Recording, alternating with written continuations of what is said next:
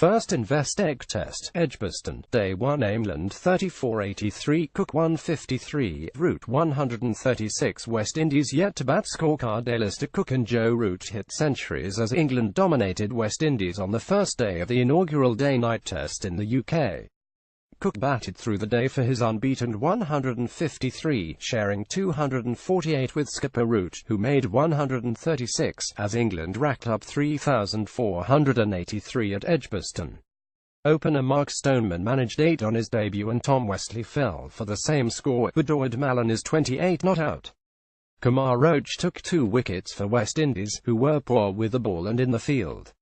Much had been made about how the pink ball would behave, but the tourists did not bowl with enough accuracy to exploit any movement that might have been on offer. On a true surface, the efforts of England's former and current captain reinforced the fear that this 3-match series will be one-sided. Cook and Root convert for some time. England's top-order batting has been reliant on Cook and Root, even though both have had problems converting the good scores into centuries. This match is the 11th in succession in which Root has made a half-century, an England record and one short of A.B. de Villiers' best for any nation.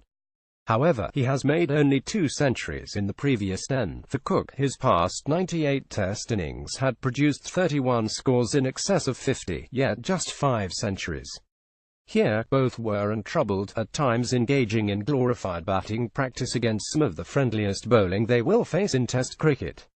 Each man was strong square of the wicket. Root's offside play typical of the busy right-hander, Cook's cover driving more unusual and a sign that he is in good touch. Only when Root played a loose drive at Roach was he bowled, with Cook remaining to see off the second new ball for an entire day and night at the crease. Toothless Windies show signs of chaos. East Indies have not won a series away from home since 2012 and are without a Test victory in England for 17 years. Bowling is supposedly the strong suit, but, without the pace of the injured Shan and Gabriel, they were impotent and wayward. Roach did produce a beauty that nipped off the seam to bowl Stoneman, a rare bright spot, as the tourists gave England too many opportunities to score. The hosts helped themselves to 53 fours.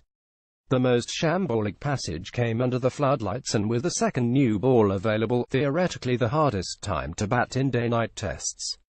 Captain Jason Holder opted to delay taking the new ball, bowled 3 deliveries of the 81st over himself and left the field injured while coach Stuart Law held his head in his hands. The Windies followed with 9 deliveries from off-spinners Rost and Chase and Craig Braithwaite before a message from the 12th man instructed them to finally take the new ball and employ the pace bowlers. 2 chances wasted, 1 to be taken.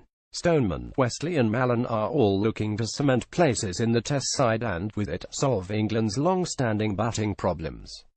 This West Indies side provide the ideal opportunity to secure a place on the Ashes tour this winter, but, for Stoneman and Westley, one chance has been missed. Stoneman, the 12th man to partner Cook at the top of the order in 5 years, hit the second and fourth balls he faced for 4.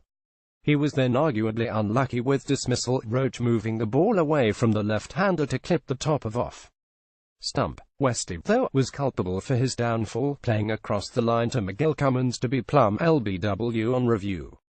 Mallon waited for almost 67 overs as Cook and Root piled on the runs and arrived just as the natural light completely faded with a new ball due. He offered a chance onto a cut at Braithwaite, was not held at slip but grew in authority for what is his highest score in 3 tests to date. Mark Stoneman struck 2 fours before being bowled by the 6th ball he faced for didn't find out anything about the pink ball. Former England captain Michael Vaughan on BBC Test Match Special. All for innovation. Test match cricket needs to do things to regenerate the crowd, but the product today was poor. England played nicely, especially Root and Cook, but it was a poor contest. West Indies bowled so badly. We didn't find anything out about the pink ball today because of the way West Indies bowled. England captain Joe Root: it's been a great day. It gives us a great position going into tomorrow. We've done a lot of hard work and it's all about making it count tomorrow. Former England batter Ebony Rainford Bron on TMS: it was fascinating to see the amount of hype and excitement about the ball, but there's been hardly any movement or seeming around. West Indies bowling coach Roddy Estwick on Sky Sports: "We discussed that after 80 overs we would need to take the new ball as quickly as possible, but we didn't take it, so we had to send a quiet reminder to the captain.